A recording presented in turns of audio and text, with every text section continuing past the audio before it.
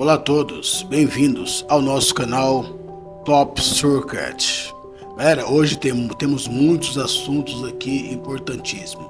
Iremos falar sobre anistia, iremos falar sobre uma reunião do Hugo Mota que foi interrompido, iremos falar sobre o 8 de janeiro, iremos falar também sobre a prisão de Bolsonaro. Mas o primeiro assunto que eu quero trazer aqui é justamente esse assunto aí do presidente ali do Legislativo, pessoal. Um dia anterior ele almoçou ali com os ministros do STF, né? E ele era um cara que ele era a favor da anistia, né, para a galera ali do 8 de janeiro, coisa que, na minha opinião, não poderia existir anistia. Na verdade, todo o processo, na minha opinião, deveria ser anulado, justamente porque a anistia é para quem cometeu crimes gravíssimos, que não é o caso do pessoal do 8 de janeiro. Mas antes, vamos aqui assistir aqui pela Revista Oeste aqui, né, esse entreveiro que aconteceu ali nessa reunião ali dos republicanos e o Hugo Mota estava ali na plateia. Vamos ver esta cena que essa mulher protagonizou. Nesta sexta-feira, o presidente da Câmara, Hugo Mota, foi confrontado pela mãe de um dos exilados políticos do 8 de janeiro. O episódio aconteceu durante um evento do Republicanos em Brasília. A mulher, identificada como Tereza Vale, é mãe de João Lucas Gifone. Depois do discurso de Mota, ela protestou contra a alegação do parlamentar de que não existem mais exilados políticos no Brasil. Um momento para a senhora falar, se a senhora puder compreender, darmos continuidade nessa solenidade de abertura, e daqui a pouquinho nós temos um momento com todas as mulheres, solicitamos a compreensão da senhora, por gentileza. Esse é o segundo encontro nacional Mulheres Republicanas na Câmara. O presidente falou que não existia exilado político e aqui veio ao palco falar que é a favor das mulheres, das mães, que esse partido é a favor das mães, da gente, das mulheres, e estão querendo me barrar. Meu filho ficou 7 meses inocente numa papuda. É um jovem psicólogo infantil maravilhoso. Como que pode? Não pode continuar, Tereza. É uma incoerência. Eu vim testemunhar a mentira de Hugo Mota. Inocente. Qual o nome do senhor? Olha aqui, sabe por que ele foi preso? Porque estava rezando. A arma dele foi a Bíblia e o texto. Essa foi a arma. Além dessa senhora protagonizar, né, este momento aí, que foi um momento muito infeliz ali para o presidente do Legislativo, né, o Hugo Mota, também outros parlamentares também se pronunciaram ali na tribuna. E na sequência vamos ver aí também o que diz ali o deputado Van Hatter, pessoal. Vamos aqui assistir também um pouquinho do que o Van Hatter falou, beleza? Vamos lá. A informação do próprio deputado Hugo Mota de que foi mal interpretado, retirado de contexto, foi desastrosa porque literalmente a fala revelou um descompasso total com a realidade no Brasil, em que há sim exilados políticos, em que há perseguidos políticos, há censura a jornais, há tudo aquilo que ele disse que não ocorreu nos últimos 40 anos mais. E criminosa se é uma fala aliada àquilo que dizem também os ministros do Supremo Tribunal Federal, os representantes do PT e do Lula, quando tentam acusar os outros daquilo que eles próprios são, golpistas, criminosos. O deputado Hugo Mota precisa vir a esta casa e desmentir a sua fala, corrigir a sua fala. Precisa vir a esta tribuna da Câmara dos Deputados reconhecer que errou. Ainda mais porque fez aquela manifestação no dia posterior a ter jantado na casa de Alexandre de Moraes, o maior abusador da República, e outros ministros do Supremo Tribunal Federal. O Alexandre Garcia, ele também vai trazer aí a análise dele e a opinião dele em relação, né, ao presidente ali do Legislativo, o Hugo Mota, Vamos ver aí a Paula dando o andamento aí nas conversas aí, vamos ver o que ela vai falar com o Alexandre, e ele vai dar a opinião dele aí, que já vou dizer que ele ficou muito decepcionado com o Hugo Mota. Não só ele, mas eu acho que todo brasileiro, eu acho que a própria cúpula ali do Bolsonaro se sentiu, né, traído aí pelo deputado aí, presidente da Câmara, Hugo Mota, pessoal.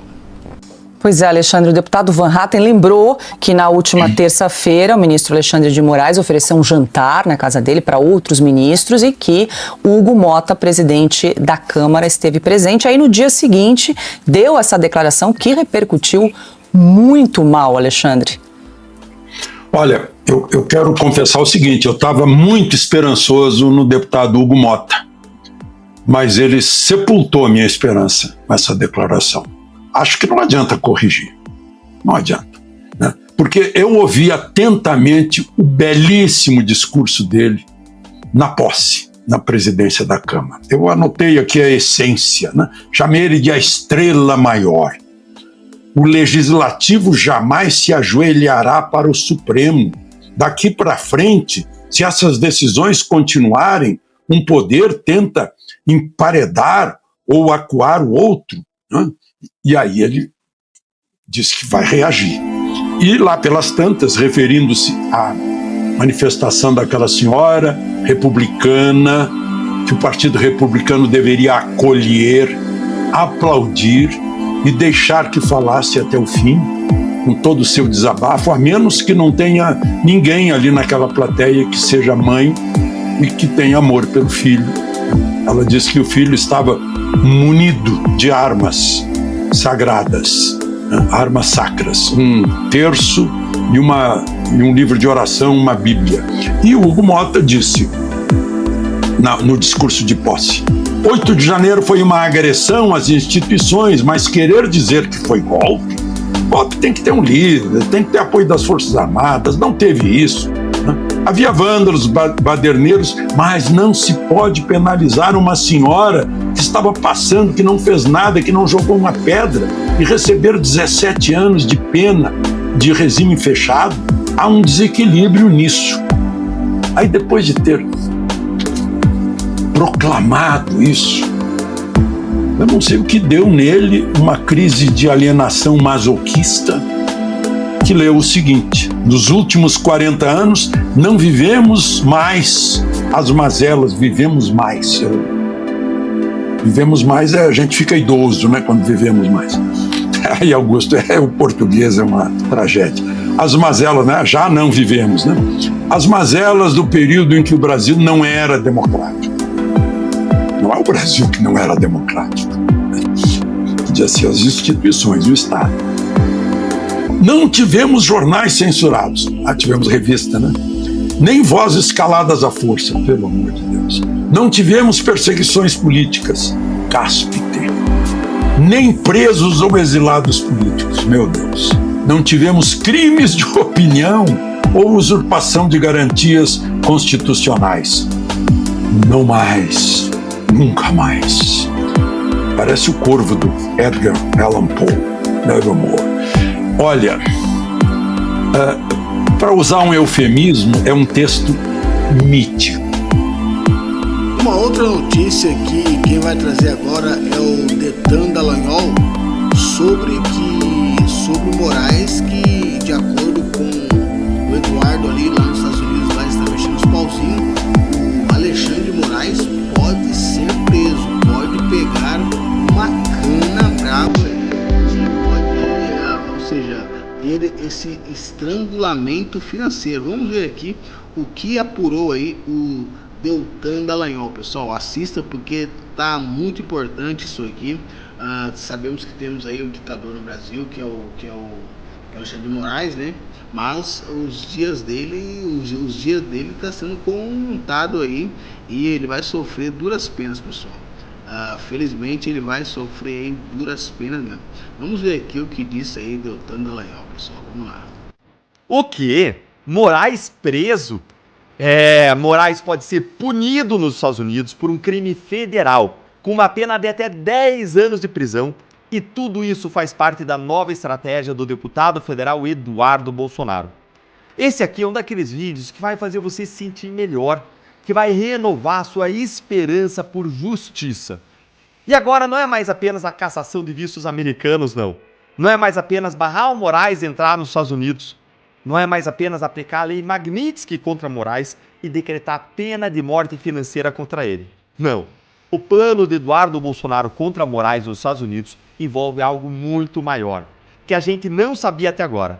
É a possibilidade de o ministro ser investigado criminalmente. Leia aqui comigo a matéria da Folha de São Paulo e não sai daí, porque essa reportagem tem uma grande novidade sobre as punições dos Estados Unidos contra Moraes. Olha aí. Plano de Eduardo Bolsonaro contra Moraes nos Estados Unidos inclui processo no Departamento de Justiça. O plano do deputado licenciado Eduardo Bolsonaro e de seus aliados e aliados de Donald Trump contra o Moraes do STF, lá nos Estados Unidos, inclui um possível processo no Departamento de Justiça mirando o ministro. Além das sanções econômicas e de medidas para o bloqueio de visto, o roteiro considera que o órgão dos Estados Unidos, que tem funções em Ministério Público, um órgão que não existe lá, um Ministério Público, pode investigar o ministro pelo crime de conspiração contra direitos fundamentais. Você entendeu por que Eduardo Bolsonaro não pode voltar para o Brasil? Olha o tipo de ação, de investigação, de medidas que ele está articulando lá nos Estados Unidos. Se ele voltar para cá, o que você acha que o Moraes vai fazer com ele? Gente, se Eduardo Bolsonaro conseguir isso aqui, vai ser algo monumental. Ainda mais monumental, talvez, do que a aplicação das punições da lei Magnitsky. Seria o primeiro caso na história de um ministro do Supremo brasileiro sendo investigado criminalmente nos Estados Unidos. Ou seja, sujeito a ser denunciado por procuradores americanos por crimes, punidos com pena de prisão. Se você já está gostando dessas novidades, então curte aí o vídeo com força, deixa o seu joinha, senta o dedo para que mais pessoas saibam disso e vem aqui comigo porque a situação fica cada vez mais séria. Olha aí. Segundo o advogado próximo da gestão Trump, a lei prevê como delito que se conspire ou ameace uma pessoa nos Estados Unidos no sentido de impedi-la de exercer prerrogativas garantidas na Constituição, como a liberdade de expressão, sem que se tenha autoridade para isso. Esse advogado avalia que as ações do magistrado são uma tentativa de coação contra a liberdade de expressão. É óbvio isso aí, é evidente. A pena para quem é condenado por esse crime varia de pagamento de multa a prisão por até 10 anos. E prisão de 10 anos nos Estados Unidos, gente, não é que nem aqui no Brasil. Uma prisão aqui no Brasil de 10 anos, a pessoa vai ficar presa 1 ano. Lá não, lá é 10 anos, 10 anos. Opa! Será que as ações do Moraes já não se enquadram nisso aqui, violações de direitos previstos na Constituição? Bora listar aqui. Nós temos as ordens de censura do ministro contra residentes dos Estados Unidos, como a Flávia Magalhães, Rodrigo Constantino, Alan dos Santos, Paulo Figueiredo. Nós temos as decisões do ministro contra Elon Musk, que foi incluído em 2 inquéritos criminais diferentes do Supremo por Moraes. Nós temos a decisão que baniu o X do Brasil. Nós temos a decisão que baniu a Rumble do Brasil. Você consegue lembrar de alguma outra coisa aí? Vai escrevendo aqui nos comentários e olha aqui, porque a matéria confirma que são mesmo esses casos que podem sujeitar o Moraes a ser investigado por crimes que têm penas de até 10 anos de prisão. Olha aí. O argumento é que Moraes se enquadraria na infração por ter emitido decisões que prevêem a aplicação de sanções a empresas de redes sociais como o X e o Rumble, com ordens para o fornecimento de informações sobre usuários e suspensão de contas, sob pena de aplicação de multas, além de ter mirado pessoas nos Estados Unidos. Agora veja isso aqui, gente. A estratégia está sendo tão bem amarrada que um documento extenso, de mais de 1000 páginas, denunciando todos os abusos e ilegalidades do Moraes, está sendo entregue agora às autoridades do governo americano. Olha aqui, ó.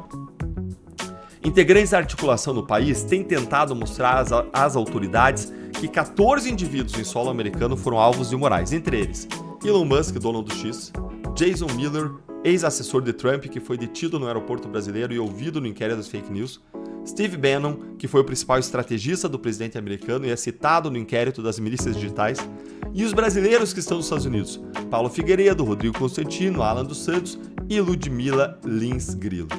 As informações constam num documento extenso de mais de 1000 páginas que está sendo levado aos órgãos do governo com cópias de processos.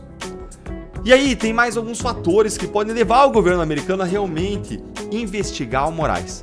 Recentemente, o ministro provocou novamente o Trump e o Elon Musk a ordenar que a Meta e o X informem para a Polícia Federal em até 10 dias os dados cadastrais dos perfis do Alan dos Santos, que é residente nos Estados Unidos, que criou suas contas nos Estados Unidos, que postou nos Estados Unidos. Ou seja, as ordens do Moraes são absolutamente ilegais. E eu fiz um vídeo sobre isso explicando aqui no canal. Eu vou deixar o link para você aqui na tela final e também na descrição para você conferir, porque lá eu te conto em detalhes essa história que vale a pena assistir. Essa nova provocação do Moraes ao governo Trump pode servir como prova para os americanos dos abusos que estão sendo denunciados por lá. E mais até do que isso, não só como prova, pode servir de estopim, de gota d'água. Agora olha isso aqui que eu vou mostrar para você. A Folha conversou com outras pessoas envolvidas nessa articulação que confirmaram que as punições contra Moraes pela Lei Magnitsky são apenas questão de tempo. Questão de tempo. Olha aqui, ó. O processo no Departamento de Justiça, se for consolidado, ocorreria em paralelo ao esforço por outras sanções contra o ministro. Uma das apostas de bolsonaristas é que Moraes possa ser sancionado com base na chamada Lei Magnitsky. A legislação aprovada no governo Barack Obama impõe restrições a vistos, congela contas e ativos dos alvos no exterior e impõe restrições financeiras a empresas. Eduardo Bolsonaro afirmou à Folha acreditar que a sanção é factível. Outras duas pessoas envolvidas na articulação também consideram uma questão de tempo para a punição acontecer.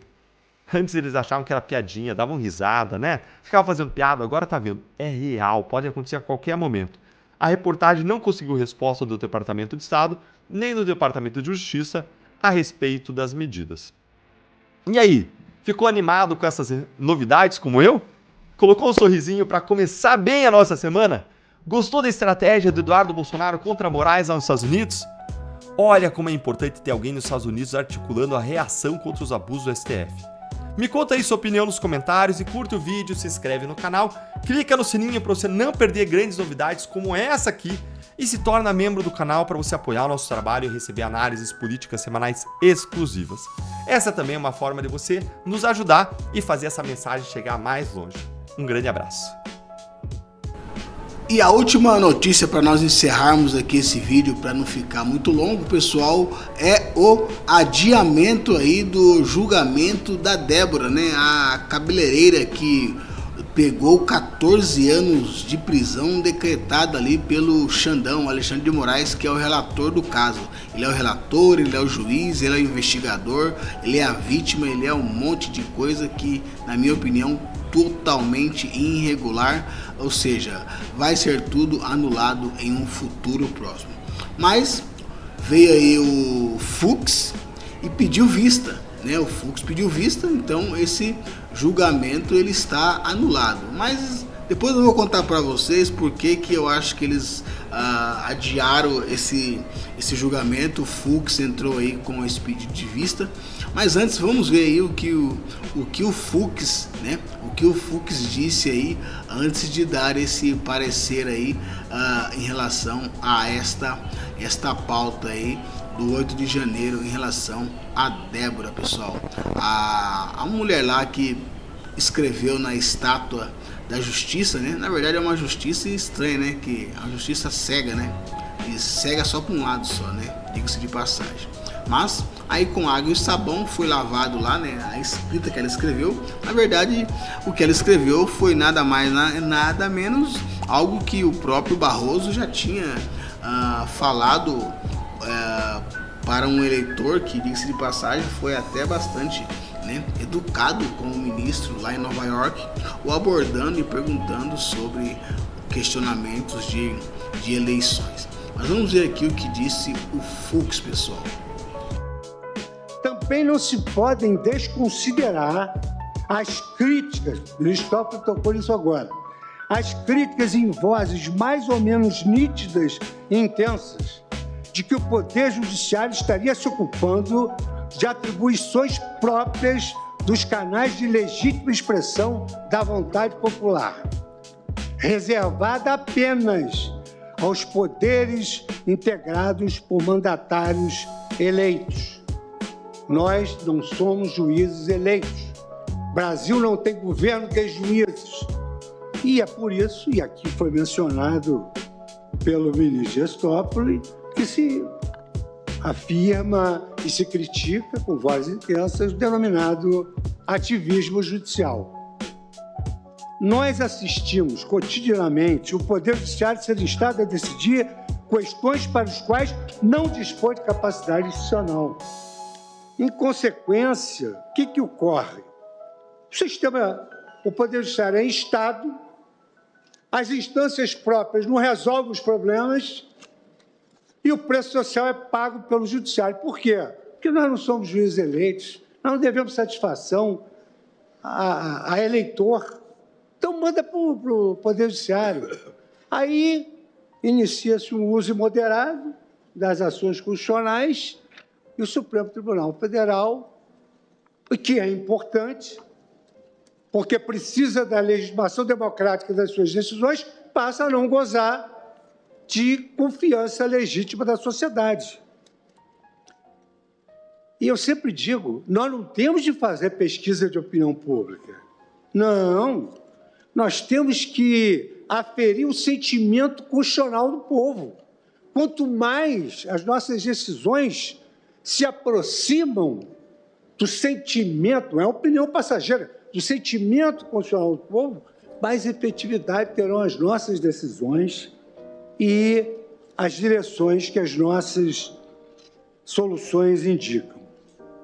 Essa prática, anoto aqui, tem exposto o Poder Judiciário, em especial o Supremo Tribunal Federal, a um protagonismo deletério, corroendo a credibilidade dos tribunais quando decidem questões permeadas por desacordos morais que deveriam ser decididas na arena política. É lá que tem que ser decidido. É lá que tem que pagar o preço social. Não é que nós tenhamos receio, não, mas nós temos de ter deferência, porque num Estado democrático, a instância maior é o parlamento. No Estado democrático, a instância maior é o parlamento. Disse isso no discurso, estou repetindo agora, porque pior do que não saber direito é um juiz que não tem coerência. E eu também estou dizendo isso para mim. Estou dizendo isso para mim, porque eu que fiz esse discurso. Respeito todas as opiniões. Estou fazendo o exame da minha consciência aqui. Essa disfuncionalidade desconhece que o Supremo Tribunal Federal não detém o monopólio das respostas e nem é o legítimo oráculo para todos os dilemas morais, políticos e econômicos de uma nação. Tanto quanto possível, os poderes legislativo e executivo devem resolver interna corporis os seus próprios conflitos e arcar com as consequências políticas de suas próprias decisões. Aos nossos olhos, o judiciário deve atuar movido pela virtude passiva, devolvendo à arena política administrativa os temas que não lhe competem à luz da Constituição. Exatamente, pessoal. Eu vi aí muita coerência aí nesse discurso do Fux aí, que nada mais, nada menos tem que seguir a Constituição. E para nós finalizarmos aqui, a gente já sabe que Bolsonaro será preso, né? Isso não temos dúvida nenhuma, né? Justamente porque o que aconteceu ali na época da Lava Jato, né? Está acontecendo agora novamente com o Bolsonaro, diga-se de passagem. Não acharam nada, né? Não tem provas algumas, né? Que colocam o Bolsonaro ali nestes vários crimes que estão tentando cerceá-lo. Ficamos por aqui. Curta, compartilha e até o próximo vídeo, se assim Papai do Céu nos permitir. Valeu, fui.